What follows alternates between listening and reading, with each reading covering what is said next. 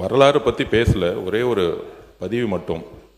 NEET மசோதா நாடாளுமன்றத்தில் அறிமுகம் செய்தவர் திமுக சார்பில் சுகாதாரத்துறை இணையமைச்சராக இருந்த திரு காந்தி செல்வன் அவர்கள். இது ஒரு வரலாறு, அது பதிவு. மாண்புமிகு உயர்கல்வித்துறை அமைச்சர் அவர்கள், மாண்புமிகு எதிர்க்கட்சி தலைவர் அவர்கள், மாண்புமிகு உயர்கல்வி அமைச்சர் உட்காருங்க. மாண்புமிகு எதிர்க்கட்சி தலைவர் அவர்கள், மாண்புமிகு பேரவைத் தலைவர் அவர்களே, இந்த நீட் தேர்வு இந்தியா முழுக்க கொண்டு வந்தாங்க. ஆனால் தமிழ்நாட்டுக்குள்ளே அது அலோவ் பண்ணலை. தமிழ்நாட்டுக்கென்று விதிவிலக்கு வாங்கி வைத்தவர் எங்களுடைய தலைவர் டாக்டர் கலைஞர் அவர்கள். இந்த பதிவு இருக்கு. மாண்புமிகு உயர்கல்வித்துறை அமைச்சர் அவர்கள். இந்த மக்கள் நல்வாழ்வுத்துறை அமைச்சர் கொண்டு வந்திருக்கிற தனி தீர்மானத்தினை, அரசின் தீர்மானத்தை இந்திய தேசிய காங்கிரஸ் பேரியக்கத்தின் சார்பாக நாங்கள் முழுமையாக வரவேற்கிறோம். இதை முழுமையாக நாங்கள் ஏற்றுக்கொள்கிறோம்.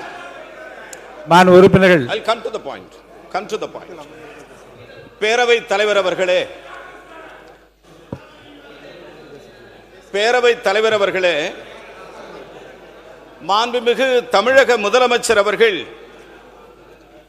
தனி தீர்மானத்தை கொண்டு வருவதற்கு அவருடைய எல்லையில்லா உரிமை, அவர் நெஞ்சமெல்லாம் நிறைந்திருக்கிற மாணவர்கள் மீது கொண்டிருக்கிற கருணை, மாணவர் சமூகத்திற்கு ஏற்பட்டிருக்கிற அவமானம், மாணவர் சமூகத்திற்கு ஏற்பட்டிருக்கிற இழுக்கு இனி ஒரு நாளும் தமிழகத்தில் நடைபெறக்கூடாது என்று மாண்புமிகு தமிழக முதலமைச்சர் அவர்கள் மக்கள் நல்வாழ்வுத்துறையின் சார்பாக ஒரு தனி தீர்மானத்தை கொண்டு வந்திருக்கிறார். அந்த தனி தீர்மானத்தை நான் உளமாற வரவேற்கிறேன்.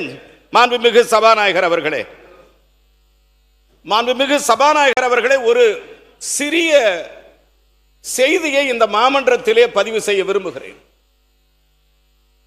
பெருந்தலைவர் காமராஜர் அவர்கள்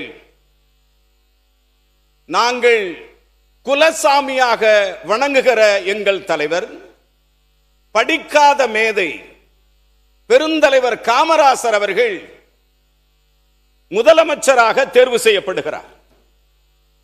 முதலமைச்சராக முதல்வர் பெருந்தலைவர் காமராஜர் தேர்வு செய்யப்பட்டவுடன் முதலமைச்சரை பத்திரிகையாளர்கள் சந்திக்கிறார்கள்.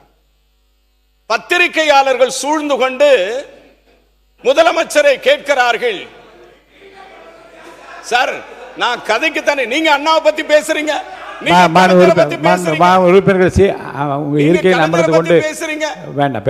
கலைஞரை பத்தி பேசுறீங்க, உங்க முதல்வரை பத்தி, முன்னாள் முதல்வரை பத்தி